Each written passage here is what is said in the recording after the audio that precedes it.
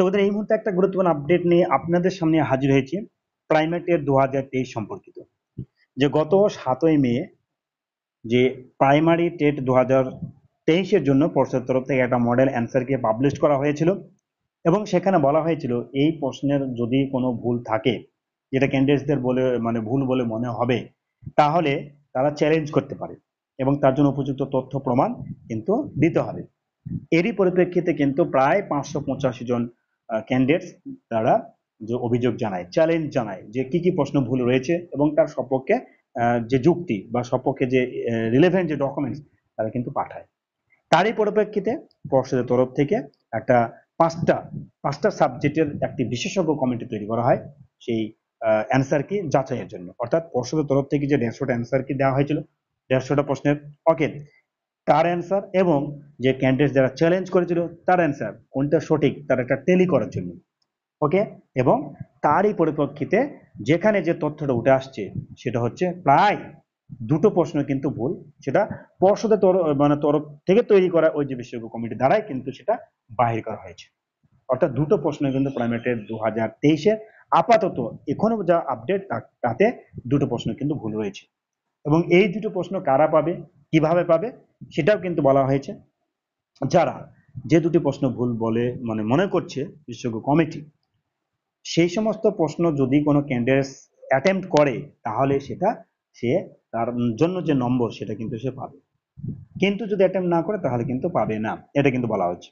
এই কিন্তু শেষ নয়, বিশেষজ্ঞ কমিটিটা কিন্তু এখনো খুঁটিনাটি দেখছেন। তার একটা উদ্দেশ্য বা তার একটা কারণ রয়েছে, সেটা হচ্ছে দেখো যে প্রাইমেটের 2014 থেকে যদি আমরা বলি 6টি ভুল প্রশ্ন ছিল এবং সেই 6টি ভুল প্রশ্নের জন্য পর্ষদকে কিন্তু খেসারা দিতে হয়েছে, অনেক চাকরি দিতে হয়েছে এবং ভবিষ্যতেও দিতে হবে, কেননা সেটা যে সবার জন্য কিন্তু ওই 6টি ভুল প্রশ্ন মামলা যে নাম্বার সেটা দেওয়ার জন্য বলা হয়েছে একদম ডিভিশন বেঞ্চ থেকে, ওকে। আর যারা আগে 6টা নাম্বার জন্য পিটিশন হয়েছে তারা কিন্তু চাকরি অলরেডি করছে, ওকে। তাছাড়াও 2017 এবং 2022-এর জন্য যে ভুল প্রশ্নর যে কেস হয়েছে সে ব্যাপারে আমরা পরবর্তী ভিডিওতে বিস্তারিত নিয়ে আসছি। অর্থাৎ 22-এর কতটা প্রশ্ন ভুল হতে পারে, প্রায় 23টি প্রশ্ন ভুল, আর 17 তো বলাই রয়েছে, ওকে। 17তে কিছু প্রশ্ন ভুল রয়েছে যেটা রিক্রুটমেন্ট কমপ্লিট বলা যাবে না, রিক্রুটমেন্ট প্রায় শেষের দিকে, কিন্তু সেখানে কিন্তু এই যে দুটো বা তিনটে যে প্রশ্ন যদি ভুল বাইর হয় সেখানে কিন্তু হিউজ পরিমাণে আবার পাস করছে। তো এই ধরনের আরো যদি কোনো সমস্যা না হয় তার জন্য কিন্তু বিশেষজ্ঞ কমিটিরা পর্ষদের তরফ থেকে নির্দেশ ইনস্ট্রাকশন দেওয়া হয়েছে যে ভালো করে খুঁটিনাটি দেখা হোক, পরবর্তীকালে এর জন্য কোনো কেস না হয় প্রাইমেটের 2023-এর জন্য।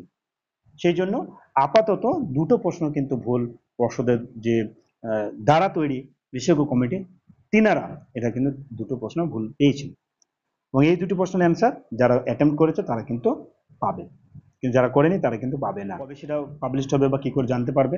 আচ্ছা, যেহেতু এখনো পর্যন্ত কমপ্লিট হয়নি, অর্থাৎ বিশেষজ্ঞ কমিটিদের যাচাই পর্ব কিন্তু এখনো কমপ্লিট হয়নি, আজকেও কিন্তু একটা উচ্চ পর্যায়ে বৈঠক রয়েছে এবং চলছে বৈঠক, ওকে।